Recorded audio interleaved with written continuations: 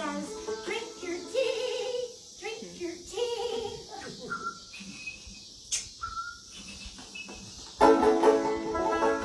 And I went for a walk in the wildwood and listened to the red-eyed merry-go. He can play hide and seek all day long. See me, here I am, is his song. The red-eyed vireo says, see me? Here I am. See me? Here I am.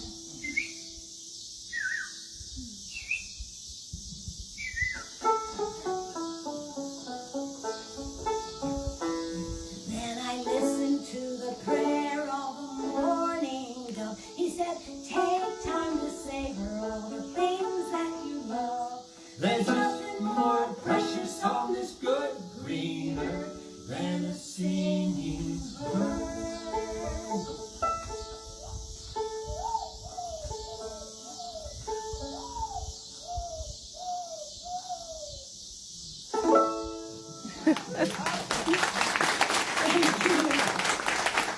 Although you all have the Eurasian collar. Yep. I'm not here in the morning time. So. We do have them. You do have Yep. them? Have they, I was wondering how That's much. not what we've been hearing. Oh, I know. A lot of times when the Eurasian collar dove shows up, it drives the mourning doves away. We still have them. But I'm happy to hear that. Yeah. That's good news. And I have them on my board yesterday. Okay. Well, they're all birds, but. Well, so we're going to now. All right, this is a rather odd thing at a concert, but we're going to give you a multiple choice test. All right. Wait, before you do. I'm going to play my Arkansas. Yeah. She's and even strangely enough, she thinks it's a saw-wet owl. Saw-wet owl. We have an owl in Arkansas called a saw-wet owl, but it doesn't have a tuck like Great Horn. It's actually a great one. No, he should saw that off. So this is really this is a fascinating story that came from Arkansas, Brinkley, Arkansas, You probably heard it on the news. and most everybody heard about this. We were playing in Switzerland and heard this on the news. And so it definitely made the rounds. But it was 11, 12 years ago now, and it's when on New Year's Eve, thousands of blackbirds were found in this small town in Arkansas, dead on the streets, covered most of the town, and everybody was just dumbstruck by this. And there was no explanation immediately, except that they claimed fireworks was the problem. And all the people were in the scientific community were, well, fireworks don't kill birds. And so, how did this happen? And so, everybody was starting to grasp at straws, and conspiracies were rife. And Donna wrote this song before they was even we knew, and it was months before we finally found out. But I'm just going to tell you that in the song, the correct answer is mentioned. Okay. We gotta see. You can raise your hand afterwards. That's what I mean by Yes. multiple choice. So your job is simply to figure out what it is afterwards, and we'll see if anybody knows what the real culprit was. Radio.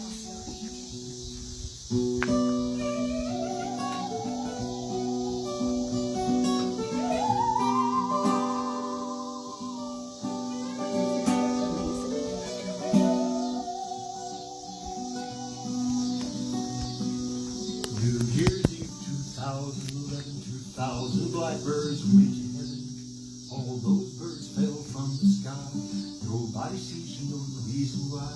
Some say fireworks scared them all. Some say lightning caused it all. Some say it might have been Farmer Brown. He didn't like blackbirds hanging around.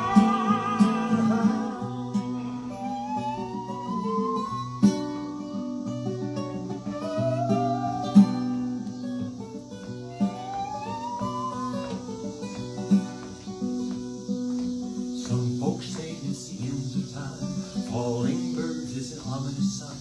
Hitchcock in our neighborhood. Some say the government's up to no good. Some say it was toxic power flowing out of cell phone towers. Some say poison caused the way for the test. What's this so all coming to? Isn't there something we can do? Out of sight and out of mind, we close our eyes, act like we're blind. We will read what we sow. The world is fragile, don't you know? Blackbirds falling from the sky. Canaries in the coal mine. Blackbirds singing in the dead of night. Take your broken wings and fly.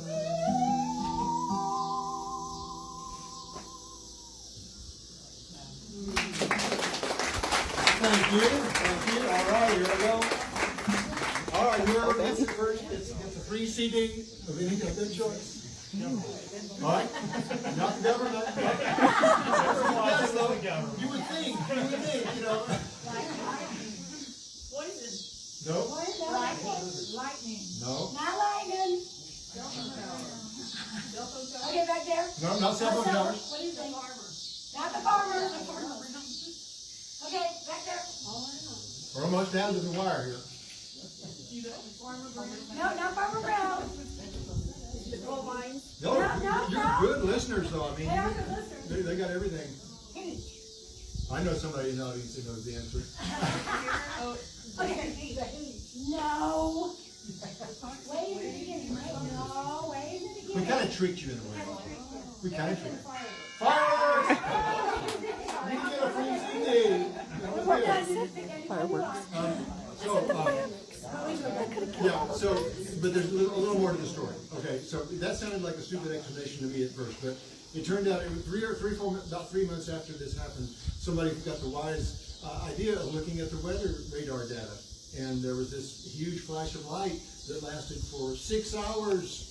And it was bottle rockets shooting over a roosting, like a million blackbirds roosting in a field, in a forest for 6 hours. And the birds were panic-stricken, so they just hovered in the night for an hour after hour until they became exhausted. So this has never happened before. This is like strange. It was a very fluky thing, but that was it. So now you know. Okay. Next time you're at a cocktail party and somebody asks you. This would be a really familiar sight for you Kansan people. This is a song about crows, and when I wrote it, I wrote it from a crow's perspective. And so you have to use your imagination, pretend that I'm a crow. Okay? And we were singing this particular song in Switzerland, and they didn't know what a scarecrow was. They had no idea. So they taught us the word Vogelscheucher. What is Vogelscheucher? It means bird scarer. Yeah, you know, it's true. They don't have. You play the drum. Yes, I am. They don't play. I mean, they don't use scarecrows, at least in that part of Switzerland. You know what they do though? It's really fascinating. They put in their fields. They will put a perch really high up, about maybe 12, 15 feet high, with just a simple perch on it. And lo and behold, the birds of prey, which are mostly kites there, perch on those, and of course scare all the small birds to death, you know, which they should be afraid. And they just let it happen. What an interesting. So simple. So yeah, this is Jawbone of a mule. Yeah. No mules were harmed in the making of this. He died of old age. Some percussion instrument of the Ozarks. 1, 2, 3, 4.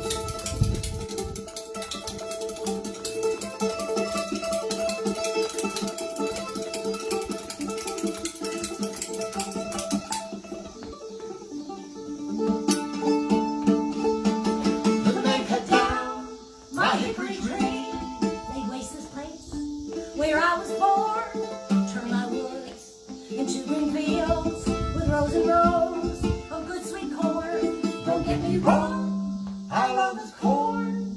I raid his fields most every morn, 'cause I deserve it, don't you know? I'm a big old black-eyed crow. The man who painted a hickory twig to look just like a poison snake hid it there among the corn to try to frighten us away. But that's a snake, then I'm a swan. Me and my friends be moving on. I ain't that gullible, you know. I'm a big old black-eyed crow.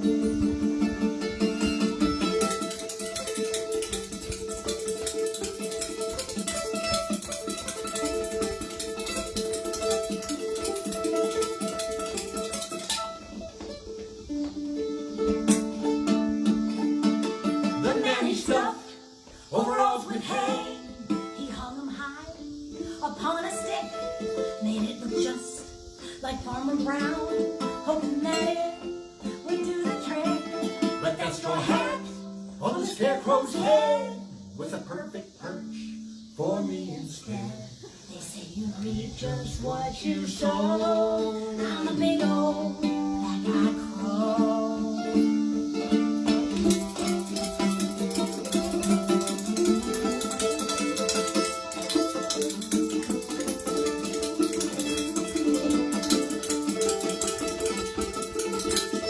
Men grabbed his gun, fired around, scattered his crows, shot some down. I wish that we could get along, share the corn and share a song. That ain't the way it seems to go, 'cause he's a man and I'm a crow. One hot and humid August night, the old men went and slept outside. In the morning, they found him barely alive, flesh ripped right from his hide. It's a tragedy, this tale of woe, but surely you've heard of a murder of crows. The man cut down my hickory tree, laid waste this place where I was born.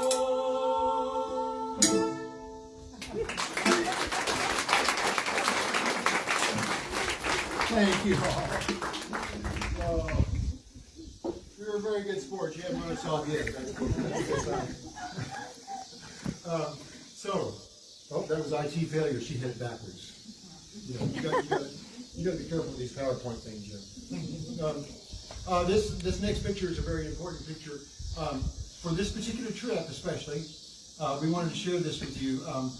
This is Ed Stilley, and he was really one of the legends of Arkansas in terms of instrument making and a lot of things. Just the quintessential old-timer storyteller, you name it. And we met him about 26 years ago, and it came to our attention that he was making guitars, really unusual guitars, and giving them to children.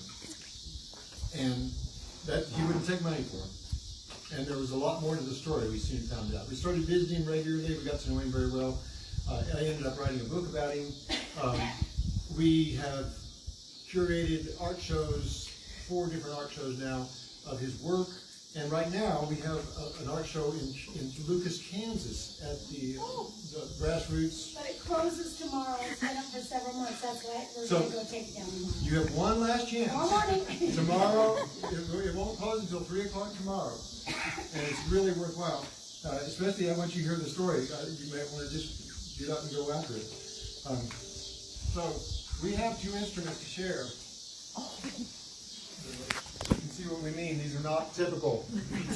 And we call this the butterfly guitar. Some people call it the Dolly Parton model. Not me. I'll call it. No. But there's a lot more going on here than meets the eye. I'll give you a little tour. You know, it's for you. There's probably some guitar players you can appreciate the 3-piece bat, and it's made of all kinds of wood. I mean, this is basswood, and there's walnut, and there's oak, and there's cedar, and there's more basswood, and these are brazing rods for frets. This is a stake bone. They don't care whatever you use. Pork chop from the night before. Yeah. And a door hinge over here, and inside there's a whole bunch Door of stuff. springs. Mine has a chain. My fiddle has a chainsaw sprocket in it. It weighs a bunch. This one has a saw blade. Oh, I have. When Kelly wrote the book, the U of A Press published a book, and they took X-rays of all the instruments. Oh yeah, good. Did you have that with you? Good. I do. All right, so you're gonna get to see the inside of this guitar. And the bottom is a side view. You can see how it's all stacked up very carefully. Even though this is very crude, it's also very, very Charming. charming. That's the word. So I could stay here all night and tell you interesting stories about Ed Stilley, but there's one that was really caught our ear very early on when he gave us an explanation. We asked him, why did, first of all, we noticed he hadn't been doing this his whole life. He was living in a place called Hogstall Holler. Early on, he had no electricity. They lived a very primitive lifestyle. They plowed his field with a mule. And so I asked him, but at 50 years old, he started this whole guitar making thing started. And so I asked him, "Ed, how did you get started doing that?" And he said, "Oh, well, I was out plowing my field with my mule like I always do, and I guess I must have had a heart attack. And there wasn't anybody anywhere close that could help me. So he just lay on the ground, didn't know if he was going to live or die. And at this moment, he had a vision that was very important. He said he saw himself as a giant tortoise in a raging river, and that he had to get to the other side of that river. But not only that, his children, the 5 children, were all little tortoises hanging onto a shell, and he had to get the whole family across this river to the other side of safety. And if he could get there, the Lord was going to tell him what his purpose was. And so he lived, and what he heard on the other side was most unexpected. He said he heard, "Make musical instruments and give them to children." And he'd never done that. He had no idea how to do that. He still had to work the farm all day. He worked the So- farm, but all night long he'd stay in his little shop and make these. And he didn't have anybody to ask, and so he just started reinventing the guitar. And he did. And he made hundreds. And When we're done, we'll put them on a stool before it gets dark for the star party. But if anybody wants to pick this up and hold it and take a picture, they're very photogenic. And if you put your ear, even if you don't play, you put your ear on there and you give it a strum, especially back here. and you can hear all the magic that's inside it. And they're indestructible. Yeah, you don't have to know how to play to appreciate this. Pick it up and play it. So we took that song and turned it, I mean, that story, and turned it into this song. And you'll get to hear that they're not, you know, they have a charm all their own, you know. A little buzzy, a little bit buzzy. They were. And I want to dedicate this to all the sisters that run this farm, and really grateful to be here and part of your world. So let's still the song.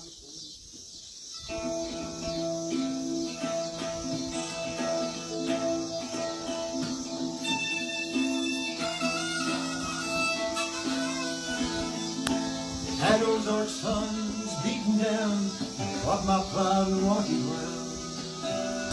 And a word turned black in a heart attack, and a vision passed before my eyes. Was I dead or alive? I said, "Lord, take me to the other side." So I became a great tortoise in swift flowing water, and clinging to my shell, my sons and my daughters. And in a raging river deep and wide, that day I heard the Lord confide, "Shed your vanity, shed your pride, and I'll see you make it to the other side." Well, I knew that moment that my fate was sealed when the Lord told me he'd make me a deal.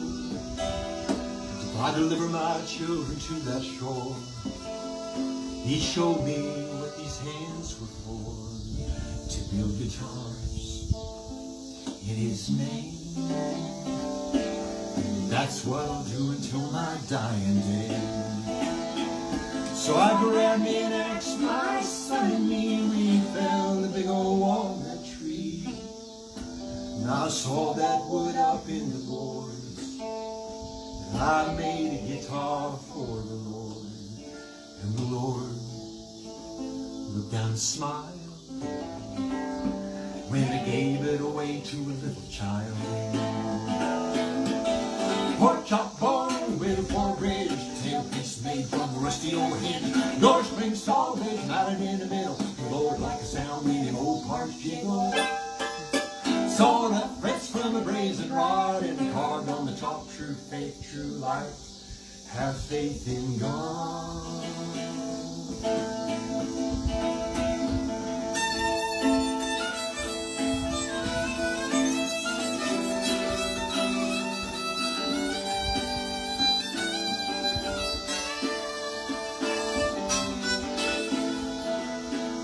So I made me another, and hundreds would follow, for nearly every child in Hawks called holler. Oh, but now I'm old and moving slow, but his love still carries me wherever I go. Oh, I walk with the King,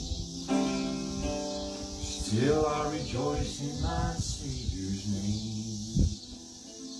And Lord, maybe someday you'll call me again and walk with me to River's End. Well, I hope you're proud of all I've done. And I kept my promises, everyone. And I'll look into your eyes and say, Lord, take me to the other side.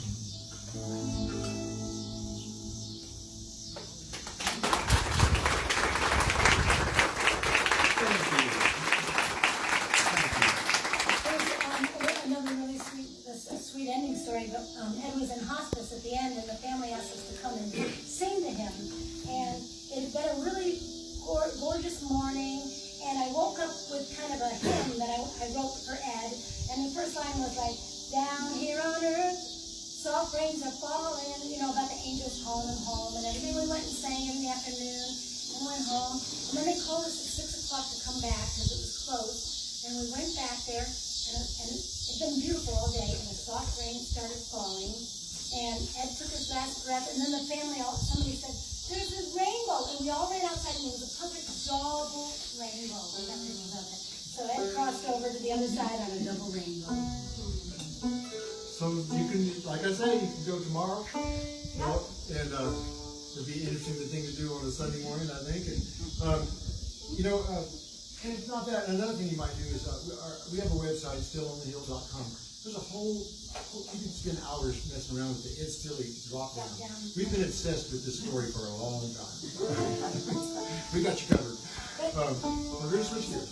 So one of our sheroes, you know, there's heroes and then there's sheroes. And one of our sheroes is from Arkansas, and her name is Julia Butterfly Hill.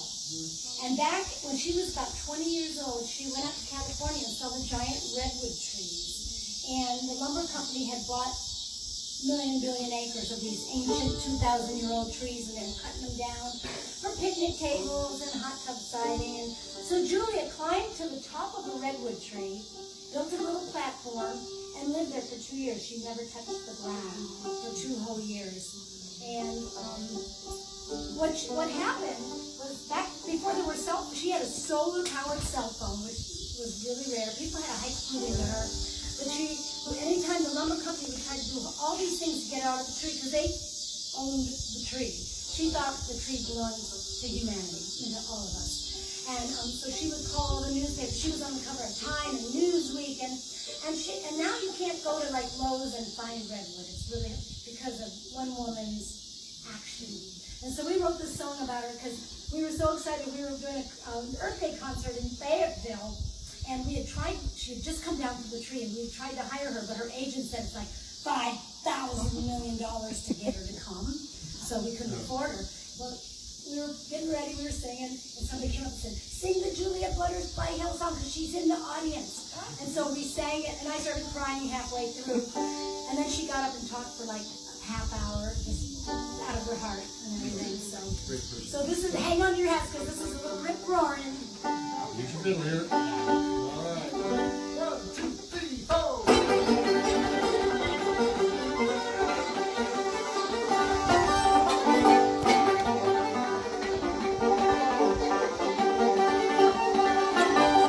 Oh, beautiful butterfly, how honey, on the platform way out high, in the branches of that redwood tree that reaches to the sky. Well, she made the tall tree look down, and she gave us all her more, that she'd never touch the ground until she saved the ancient growth. Oh, oh, beautiful butterfly, how rolling, held so tight to the branches of that red tree in her courageous fight.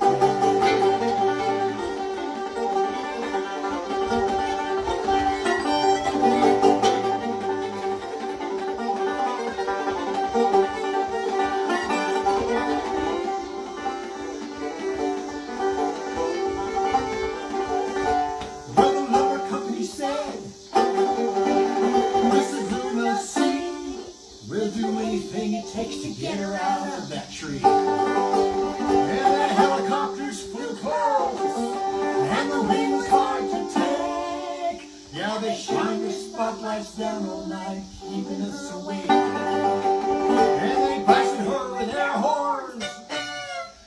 tried to starve her out. And the lawyer stood beneath the trees and shouted out sympathies. Oh, beautiful butterfly, held on so tight to the branches of that one tree in her courageous fight.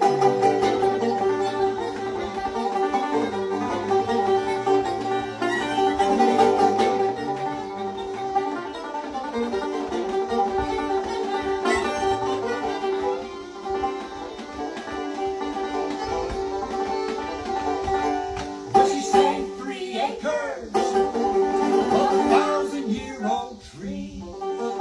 But of course there was a fee of 50,000 greenbacks for the lumber company.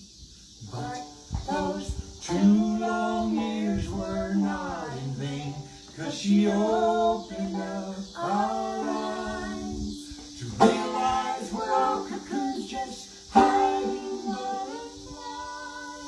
2, 3, 4.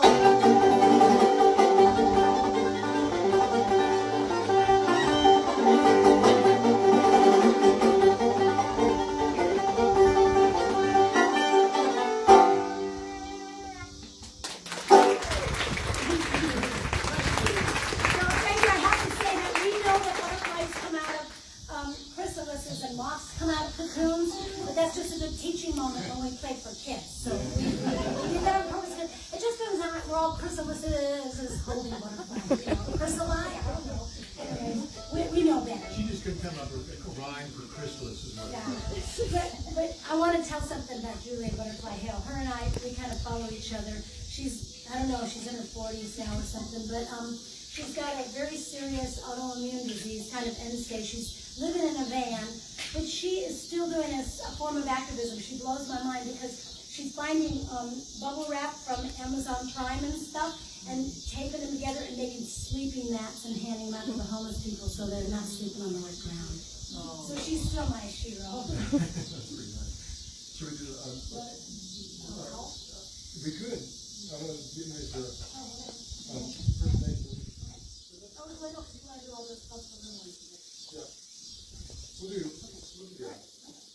So I wonder how many people know about the Buffalo River? Not a lot. Not okay. Most people don't. All right. We have one auntie over here.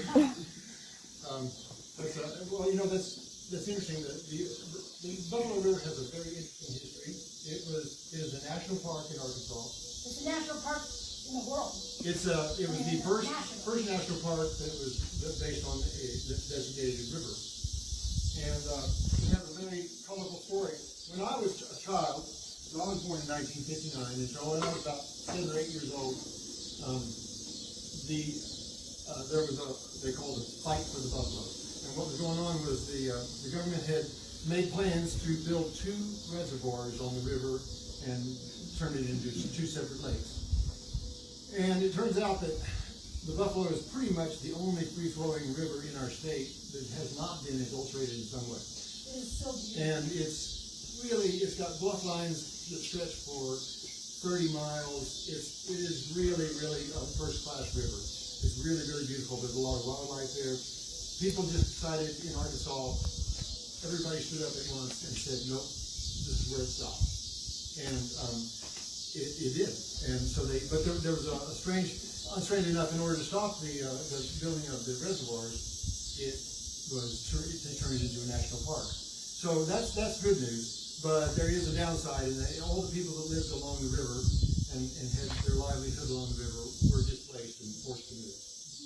And so, And if it had been flooded and turned into a lake, they would have had to move as well. there was no winning that situation. But last year was the 50th anniversary of the park, and so we were asked to write some songs in celebration of this. And this is one I came up with just as kind of an anthem for the river, and it's called our nation's first river. And I try to at least walk in the shoes of these people that have lost their homes and their livelihood, because there's a lot of people that are still very angry about that, even today.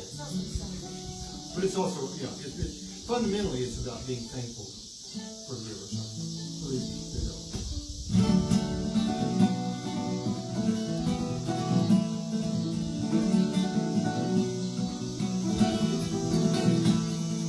It's our nation's first river. What a mistake if we listen to the government and we built another lake. If we flood that valley to keep it submerged forevermore, I would never think sitting by the shore on the headwaters of Polka, there to 7 miles in, standing at the grove of pines that seem to never end, and there's towering beech trees never touched by a chainsaw, and the meddlings of mankind, there will never be its downfall, and I'm still ever grateful that it all came to me, that the Buffalo River, it will always run free.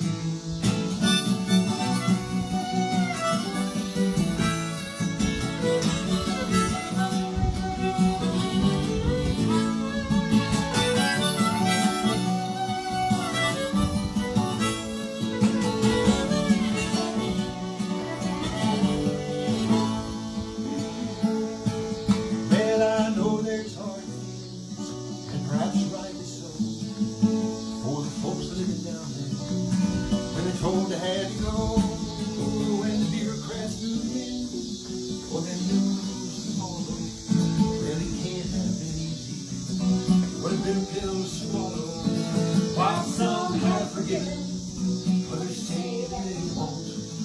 Seems you're damned if you do, seems you're damned if you don't. But it's time you know things for our sons and our daughters. We can all be thankful that it's not all underwater. Every once in a while, seems we might get things right. And protecting that river, it was worth all the fight. And I'm still ever grateful that it all came to me. There's still one river that will always run free. Down Buffalo River, it will always run free.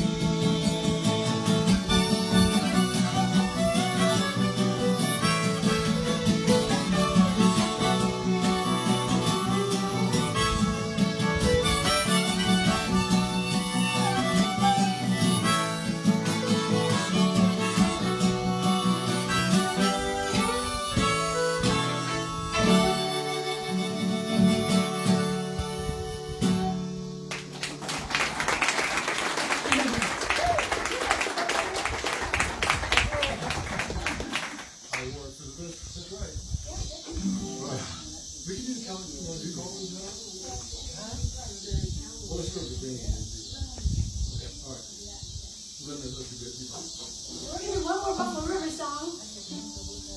This is more, we did a whole album of songs celebrating the river, and most of the stories, most of the songs are not like that. Most of them are really about explaining the name of some place, because all up and down the river there's these interesting names, and people know these names, but they don't know why what's the story.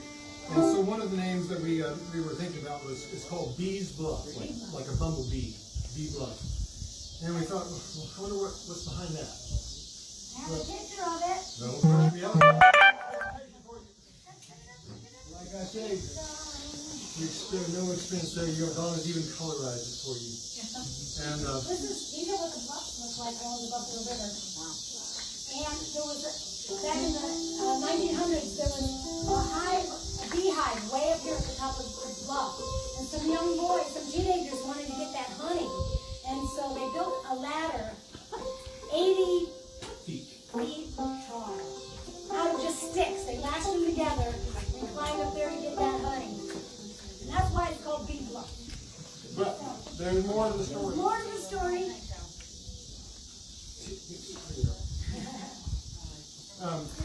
There's quite a bit more to the story, and we'll let the song tell the rest of it. But it is a true story, and we actually met ancestors of these boys at one of our concerts, and they kind of gave us more detail. Yeah, they said we have the story a wee bit down. Too late. It's already on the CD.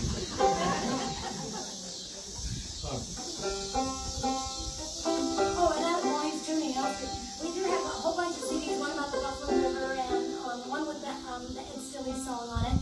And because CDs are vanishing from the world, and we literally have a closet full of like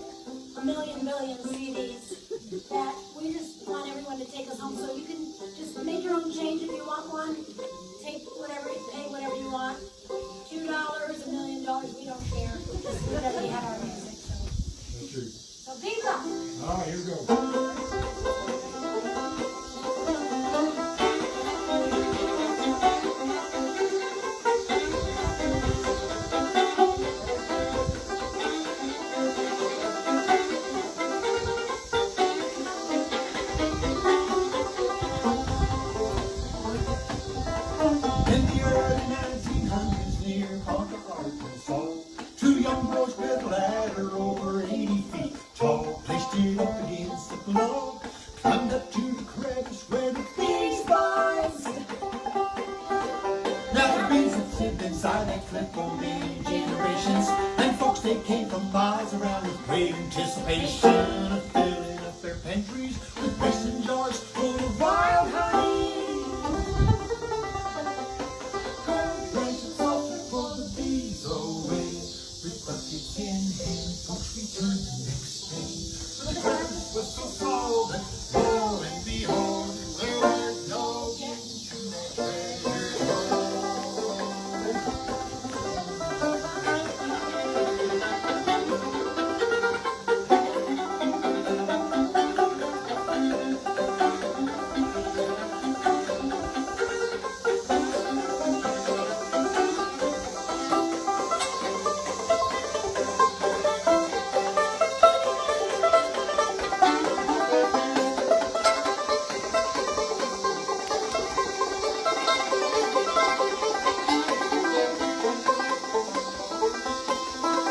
Now the boys are downright clever and they devised a plan. They brought along an auger and they drilled a hole by hand in the solid rock, filled it with a stick of dynamite. Carefully they lit the wick and quickly made it down. That rickety old ladder brought them safely to the ground. Rocks started flying and a hook to the mountainside broke open. Golden honey poured down like rain. 400 pounds, I've heard folks say. But the bees are gone, they've flown away. But the name Bee Bluff remains today. The name Bee Bluff remains. Okay, here come the bees.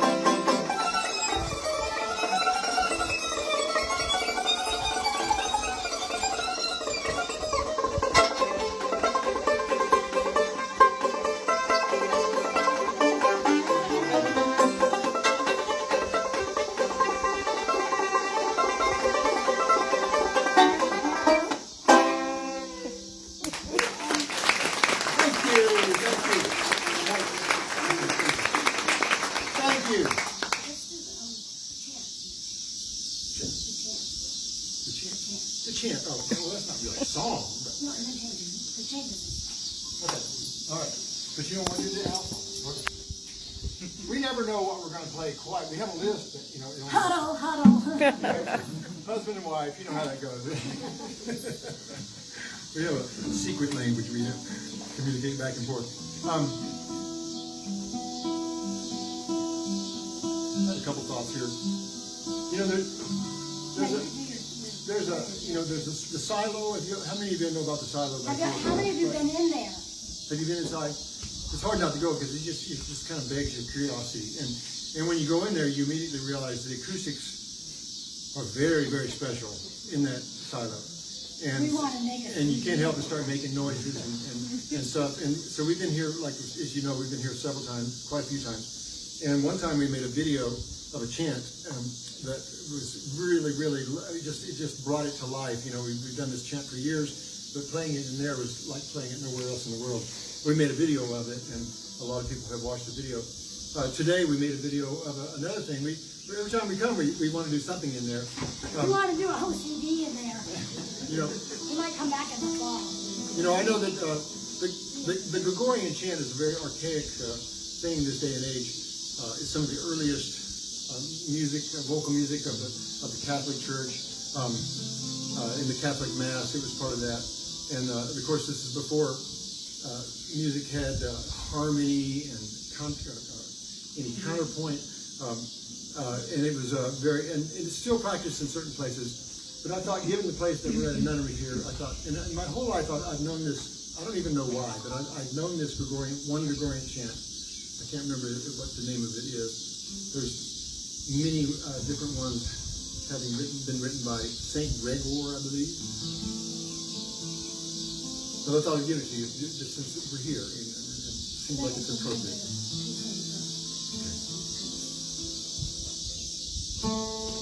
You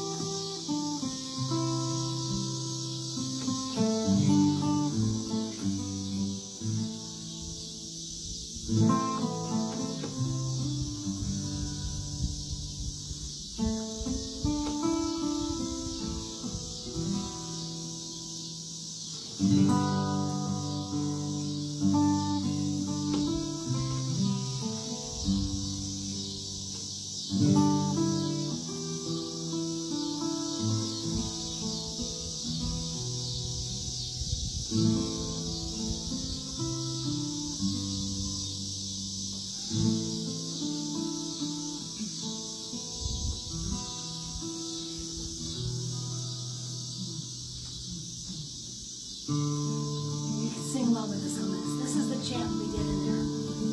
Easy, easy. May peace prevail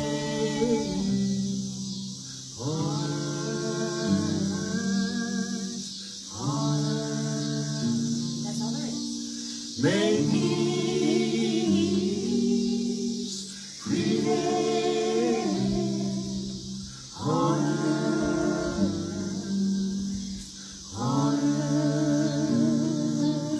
May peace prevail on earth.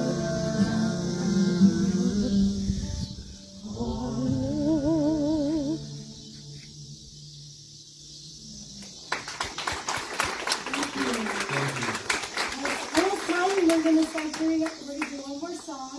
And this is a Tohono O'odham is a Native American people that live in southern Arizona. And they have a legend about how butterflies came into the world. And I love this legend so much that I wanted to turn it into a song and expound on it. It's called Changes. And it is a song about making changes in the world. And there's a part for y'all to sing. Oh yeah, it's a very important part for you to sing. This song is it's very uplifting. I love this. We originally wrote this for kids, but you know we found out that it's We're all kids at heart. yeah, it's a very uplifting song that I think the world needs right now. And we'd really appreciate it if you would join us. By the way, we're really looking forward to gazing at the stars. This looks like a really dark place. You know, where we live, you can never see the stars. It's so in Arkansas. It's either too much humidity, too much light, too many mountains, too many trees. You know, you just can't ever see the sky. It looks like a perfect night too. And it's really hard to get to the stars. So this looks very, and it's clear as a bell. I think everything's going in the right direction. So, and we look forward to meeting you folks. And like Donna says, you can have at the CDs and just figure it out yourself. And we'll have the Ed Stilley guitar out here for you to take the pictures with. And so this is called Changes. And we'll sing the chorus one time so you can hear how it goes. Changes, we can make them if we choose to. It's up to me and you. Oh, changes, changes, we can make them if we choose to. So every time that comes up, if you feel like singing along, go right ahead. All right, here we go.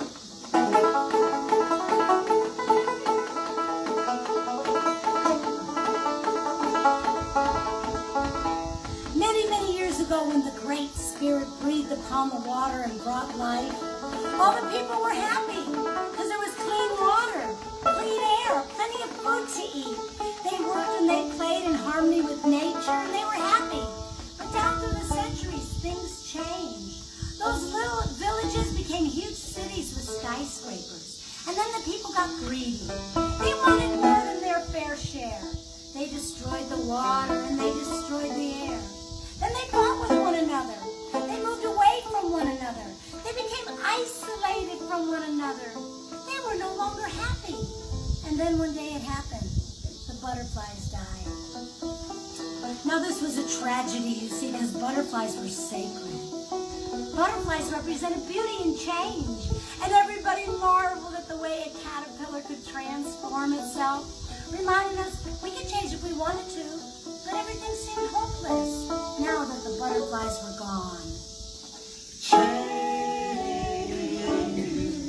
we can make them if we choose to. It's up to me and you. Oh, changes, changes, we can make them if we choose to.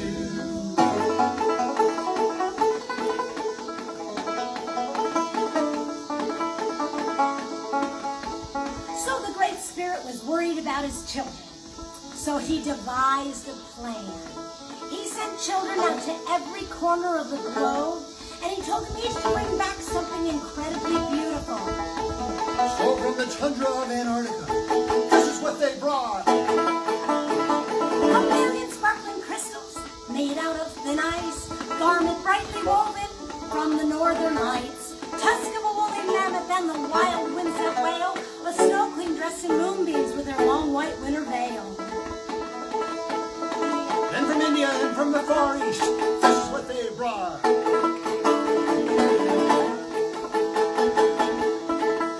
million yards of the finest silk and a little cup of chai, a little green Siamese cat sculpted out of jade, and 1,000 perfectly folded origami cranes. Changes, we can make them if we choose to. It's up to me and you. Oh, changes, changes, we can make them if we choose to. So the Great Spirit took out a sack that was made of wishes and dreams, and inside it he put all these beautiful things.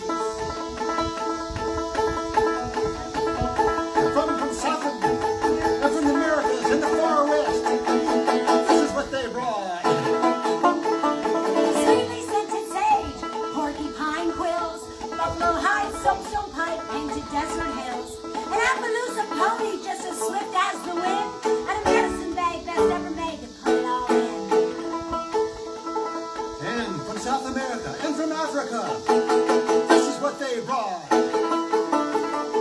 pretty potato feather from a parakeet, shiny green leaf from the great Kapok tree, pyramids of Giza, the whole river Nile, zebra stripes, leopard spots, and a crocodile smile. Here we go. Changes, we can make them if we choose to. It's up to me and you. Oh, changes, changes, we can make them if we choose to. Now, even with all that magic, he needed more magic. He needed stronger magic. So he cut off a lock of hair from children everywhere, every race, every beautiful face, red and yellow, black and white, golden, brown and tan. He gathered all those locks of hair into his great big hand. Then he put them in the sack. He tied it up real tight, and he sprinkled it with stardust from the darkest night. Then he made a wish. He wished we could work together, that we could love one another and learn to be friends. Then he said the magic words, Please and thank you. And he spun that sack around his head like a cowboy with a lasso. Then he set it down, and he opened it up, and a billion beautiful butterflies flew out, and they fluttered in the wind, and the people, they were happy once again. Let's sing one last time. Changes, we can make them if we choose to. It's up to me and you.